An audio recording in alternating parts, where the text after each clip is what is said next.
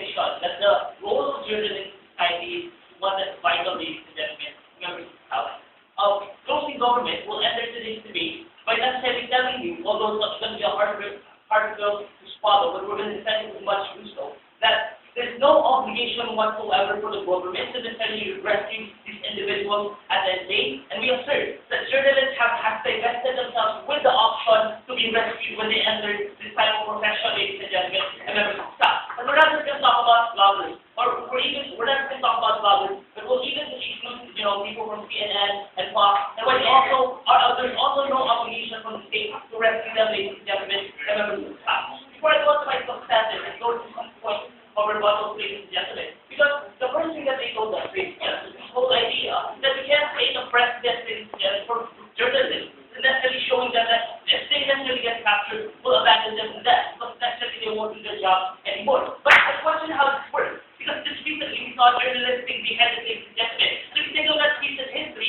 that's always been the case, ladies and gentlemen, and members of staff. But it has never prevented journalists, ladies and gentlemen, from necessarily exercising their profession at the end of the day. Because we think that although we agree that the battle against terrorism is something that's multifaceted, ladies and gentlemen, and members of the House, it's a professional hazard that the journalists necessarily consented to at the end of the day. And I'll tell you how on two levels necessarily that they consented to later on in my speech. The second thing I want to rebut is this whole idea that, even in the military, you leave no man behind. I don't think this is a rule in the military, ladies and gentlemen, and members of the House, but more of a free. Because all the time, ladies and gentlemen, we see that whatever force strategy for the military, it's necessarily a consensus decision of the soldiers as well, ladies and gentlemen, to be left behind in case that there's no real possible way for them to be rescued. And we think that journalists are also in the same position, ladies and gentlemen. Reason that, but there's this third argument. How necessarily you undermine the position of the government. Because, when people necessarily see innocent civilians getting killed, then you create a precarious situation for them to respond. First question, does society mean see journalists as innocent civilians, ladies and gentlemen, and members of staff? We don't think that's the case. We think that constantly people from society are being bombarded about the risk of what being a journalist is, ladies and gentlemen, and members of staff. There's no way that you can still equate a person standing in the middle of the street as someone who's set in the same situation as a journalist in Iraq, ladies and gentlemen, and members of staff. But secondly, if it does create a precarious situation, the question you have to ask is, what does government need to take an action, ladies and gentlemen, and members of staff? Is it to save that journalist, or is it after, ladies and gentlemen, and members of staff, because there was no obligation for us to save him in the first place? And that's what segue to my first argumentation. Because let's talk about making a consensus decision to become a journalist. Because we think that journalism is an inherently dangerous profession, ladies and gentlemen, and members of staff. Even if you're not a field journalist, ladies and gentlemen, or just a researcher, there's already a risk upon you when you necessarily consented into that profession. Because you might have to expose corruption, ladies and gentlemen, and members of staff. Or you might need to necessarily suffer government backlash. No matter what, the profession steps on foot of people for their seats of power, ladies and gentlemen.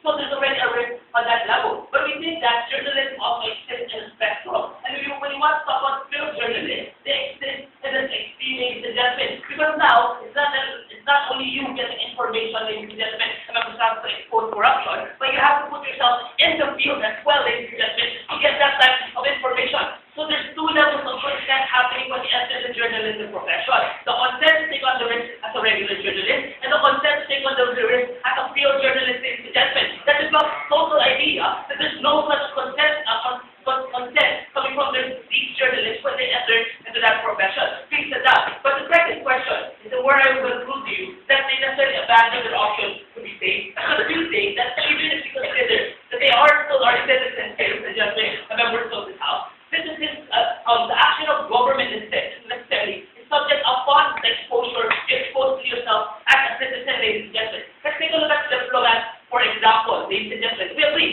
they're still our citizens. But because they expose themselves to dangerous situations as well, like for example, what happened in Iraq when the U.S. abandoned those diplomats there, ladies and gentlemen, and members of staff, we consented that when trouble necessarily comes, ladies and gentlemen, the obligation of the government to necessarily rescue them is much more limited, ladies and gentlemen, and members of staff, because they consider to have that privilege of going to another country and necessarily try to help the government in that manner, ladies and gentlemen. It's the same thing for journalists as well. They are granted with certain privileges that other people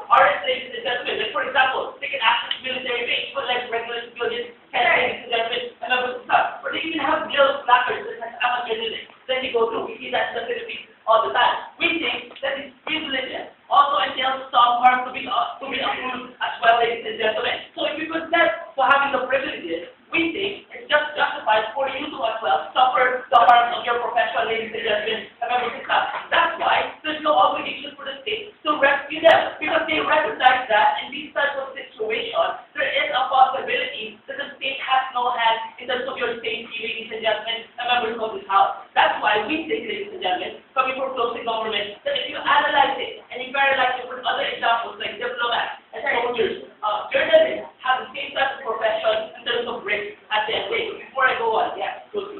Sir, these individuals consented to the risk of dying. Why is it that given this consent, you're still putting them under absolute death? Because we consented to the risk of dying, ladies and gentlemen. And then we're in that case, I've already portrayed to you that when you necessarily divest yourself with that type of decision making, the state isn't necessarily responsible for you anymore. But on the third level of contribution, we think that this is important if you want to necessarily manufacture the idea that the state and media is necessarily separate, ladies and gentlemen, because we think that democracy works when people we necessarily see social institutions are separate from one another, ladies and gentlemen, and members of the time. We think this is in line with that principle, that government doesn't necessarily step into media concerns, and media shouldn't necessarily try to check government in terms of what is mandated to do at the end of the day, ladies and gentlemen, and members of the staff. But in order to promote the independence of each of these social institutions, not saving them, ladies and gentlemen, and putting that obligation on the government, is something that works in line with that principle at the end of the day. What did I tell you in my speech? I proved to you that, most important around, ladies and gentlemen, that there is no moral obligation for the government to necessarily take these journalists at the end of the day, because it's a decision that they made with full consent, and they vested themselves with the option to necessarily be seen by the whole government. We're very proud of you.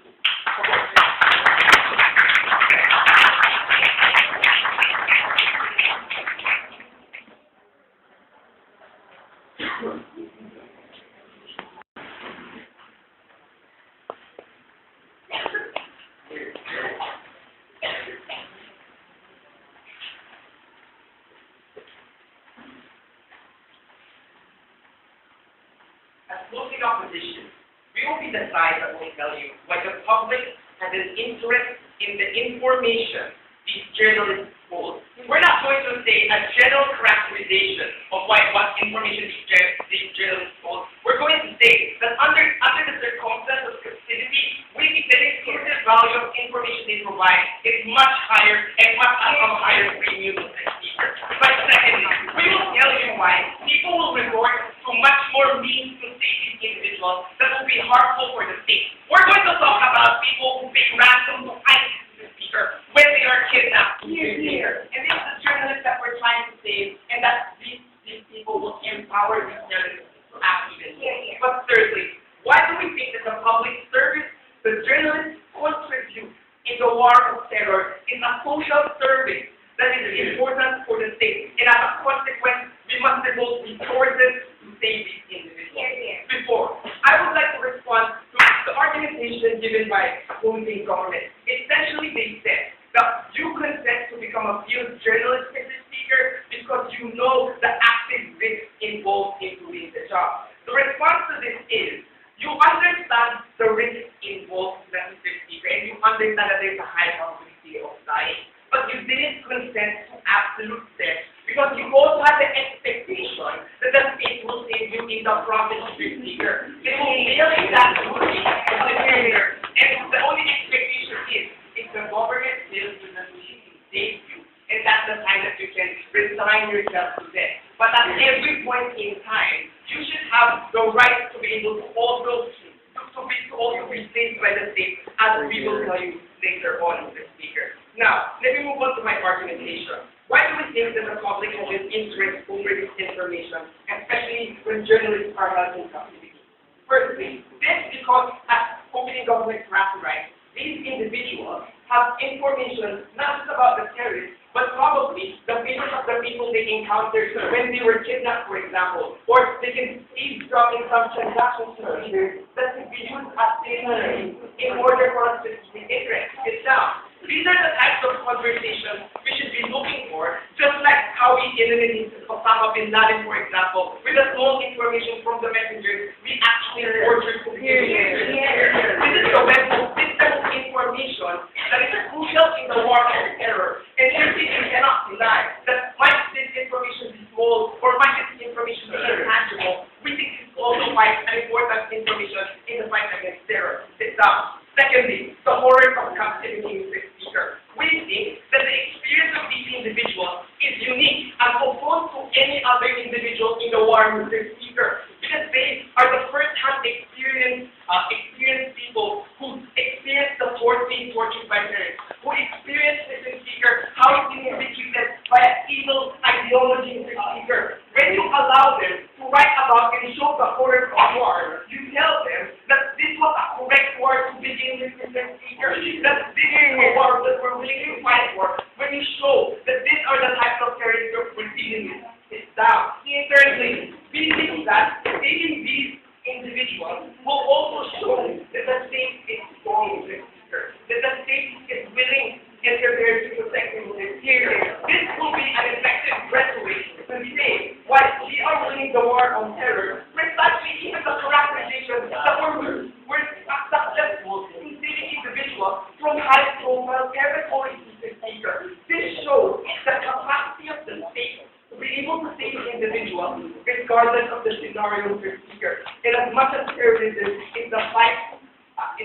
of the troops on the ground, it is also a battle won with the heart and mind, Mr. Speaker. This is where we talk about why do we think that the journalists are more likely to get this information, which is the questioning of opening conflict. We think that journalists are more likely to get this information because they are a neutral body in search of knowledge, Mr. Speaker. The calculus of a terrorist, Mr. Speaker, is that they either have two options, either to kill or to torture an individual. A journalist who is defenseless and is willing to risk his life, the approach of lethality that a terrorist will do will most probably lead to torture him. It is a lower death sentence for this individual. Therefore, we think that we are more likely to get more of this information, precisely because these individuals are just neutral and defenseless. Before I move on, yes. Sir, terrorists are aware of the risk of information leaking out. That's why they use lies. This is the reason why, that's the reason why the small information you can get in the experience of captivity cannot just be limited to the fact it can also be in the hearing, it can also be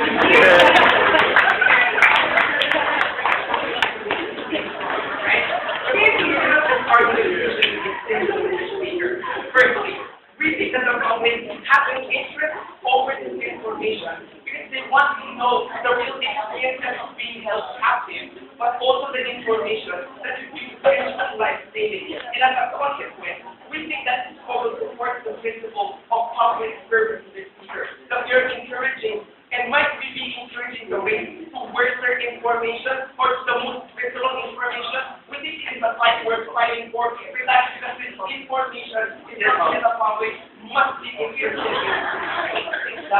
Secondly, I want to talk about why we think this policy encourages the behavior for individuals to take agency over saving these persons, Mr. Speaker. This is the case where ISIS, for example, kidnaps for ransom. The families who are desperate to save these individuals are more likely to be succumbing to the ransom that is given here in terrorists, Mr. Speaker. And now to understand, by giving them more income, you embolden these terrorists to do more actions within those sectors. So in the fight against terrorism, Mr. Speaker, not only is the policy of government tightening the resources of the terrorists, but they're also strengthening their power, Mr. Speaker. Because you have to understand, as a characterization of all government speakers, regardless of the policy, these journalists will risk their life, Mr. Speaker. And if these journalists are faced with that scenario of going to that impact, you are increasing the probability of these individuals being captured and funding the terrorist, Speaker. Therefore, we think, Mr. Speaker, that the best way to fight terrorism is on multiple fronts. That is on information that is used in military, and that is on the information that could possibly show the force of war. We are sorry.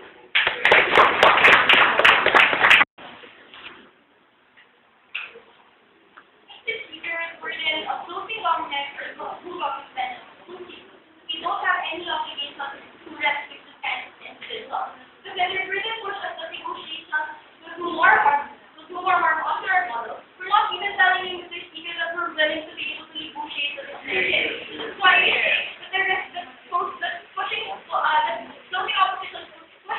is something that's not appearing on their model. So before I go to the discussion, appearing on the there was telling you to figure that, you know, sometimes they tend to use commentary how this particular theory is looking into the satellite, right? We think that these figures, these things are even commensurate to the life first of the journalists themselves. These speakers to be able to go to those places and be able to be traumatized in these speakers just to be able to share the experience to others with their speakers. And secondly, it's also not commensurate to the military life that you're willing to live with these speakers. Thirdly, all the expenses that you're willing to be able to spend just to be able to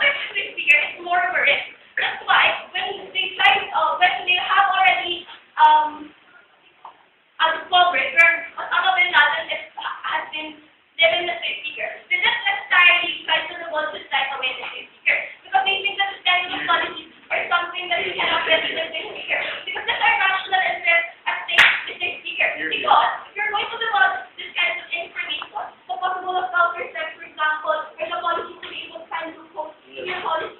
That's why under our model, we want to prioritize interest in the safety speaker. But moreover, we think of the speaker, in this particular scenario, what are the interests of the state? Not only do we want to protect a lot more lives with the speaker, a lot more expenditure, but also we want to protect the structure that we have with the speaker. Because next time, this is what I want to discuss and look at the separation of this kind of structure in the speaker. We do believe that there are things to have the body on the surface level, but there are things are escaping the body to the speaker, and you think it gives us more risk. We think that the speaker, that the commensurability, the commensurability that you're talking about, is something that we're not really saying to the speaker.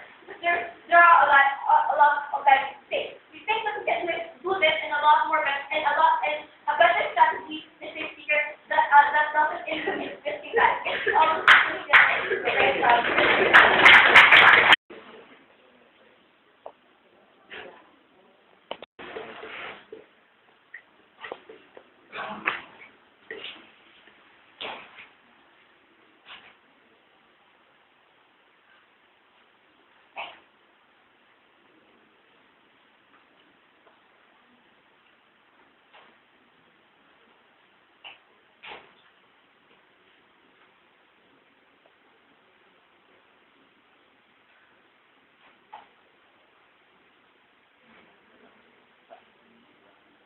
capture parents' ladies and gentlemen, is that they have a different insight. They have a different insight as opposed to entrenched journalists and critics. They have a different insight from field journalists who just see what happens when people are being killed. These are individuals, ladies and gentlemen, who have been first-hand handled by these terrorist organizations. These are individuals who may have been blindfolded but can still hear all their whereabouts. These are individuals that even according to Prime Minister have been brought to strategic locations, ladies and gentlemen, right? And the question of the debate therefore is, given this particular differentiating characteristic of journalism, is this something that is worth stating? And I'm proposing opposition, that is the crucial distinction that we need in this debate. The first question I want to ask you is there a prevailing public interest in the rescue of captured journalists?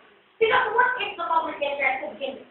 Obviously, all sides of the debate would want to defend the terrorists, right? And obviously, we would want to do this on two fronts. In the first place, we would want military tactics, ladies and gentlemen. And secondly, we want to increase the role of participation of all the other sectors in society. What, therefore, is the role of the journalists? We have provided you three things.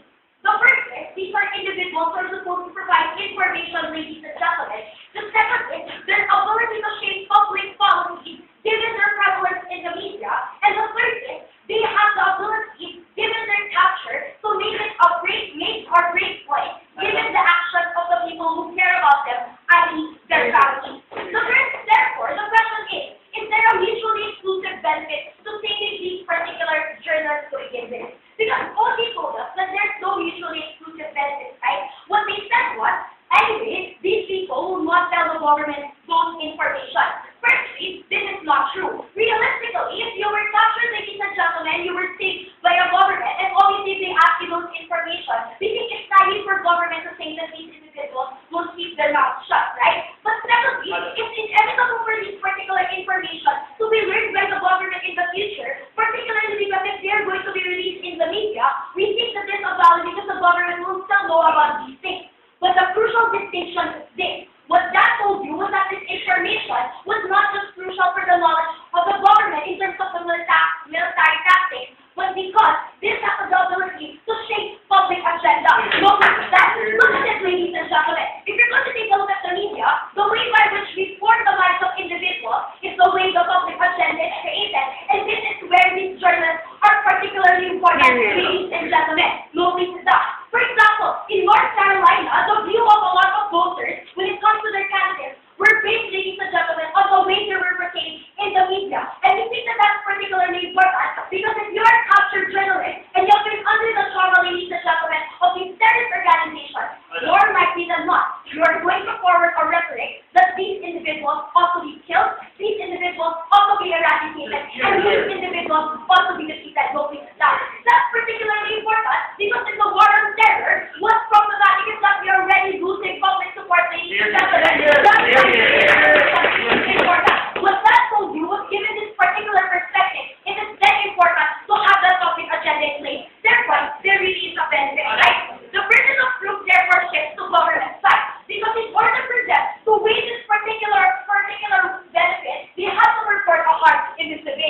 What was their harm? Look, read it down. Their harm was that strategic location, these individuals are placed in strategic locations. Therefore, the goal will not be met. We're sacrificing our top caliber soldiers. We're sacrificing our precise armament. We're sacrificing our great tanks. But wait, aren't these things empowering the military to be good in their operations to begin with? Because, ladies and gentlemen, if this were a harm, the burden of proof for government was to prove that these things will definitely be lost in all the military. And it's quite unreasonable for government to say that the highest government with the highest military spending is going to fail in an operation in a strategic location. Especially when we're talking about a government that's already defeated Saddam Hussein, Osama bin Laden, and a lot of terrorist organizations in the 20th century, right? But even if, we'll weigh this against the benefit that we purported here. Ladies and gentlemen, we are willing to lose this military, this precise armament, particularly because of two things. First, these are things that we can replace anyway, but secondly, following the line of argumentation of losing government, these are armaments and militaries that have consented, ladies and gentlemen, to already being sacrificed in the fight against terrorism. The benefit, ladies and gentlemen, is much more important, particularly because in order for you to even send this military in the first place, you have to have the public support to actually empower it to begin with. What's the point? The point is there is a pervasive public interest, and that is something that was exclusively provided to you by the opposition. Before I move on, Prime Minister. Your opening opposition is clear that their policy will discourage journalists from going to war and news. Your numbers accept that they're going to go anyway. Which one is it? Okay, here's the thing. We will try to deter them, but if they go there, the burden of proof for opposition was to create, ladies and gentlemen, a scenario of escalation. The debate is now at the point of discussing the principles and the practical benefits of regardless of the kind of policy that we are defending, right? More importantly, we think that it's not a normal policy to have in this debate. Now, secondly, here's where I will discuss the idea of having an obligation to state the journalist. Because this is what multi-government is in this debate. Because as a nature, they understand that they're privileged and there are privileges anyway. Firstly, you have to realize that in order for this argument to work, the consent has to be directly proportional to what we are subjecting to. What they told you was this. These individuals consented to the high probability of risk of dying, ladies and gentlemen, but they never accepted the idea that they're going to be condemned to death. What does this mean? This means that if the government fails in rescuing them, then we think that that's under the line of consent of these particular individuals. But here's the thing. These individuals are expecting a kind of response from their government that they are not willing to accept in this debate, right? But here's the thing. You have to realize that there has to be a way on this particular topic. Because just because someone consented to die doesn't automatically mean that we're going to let them die. What's the point? Here's the thing. There's a moral obligation, not only because they're civilians, but particularly because we have an interest for the common good, ladies and gentlemen. Given that we have a moral obligation to push the war against terrorism, it's particularly important to ensure that the journalism or the proof of that particular journalism gets back to our country. That's why, regardless of the consent of that particular group, we are willing